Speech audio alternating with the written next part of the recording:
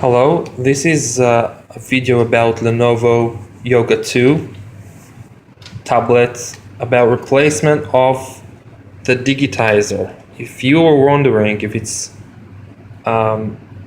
if you can change only the digitizer, you're wrong.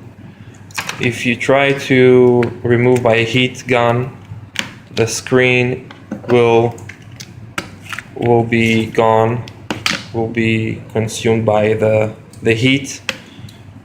There is a very strong adhesive on the screen, so it's not possible to do it without special tools. Heat gun won't work.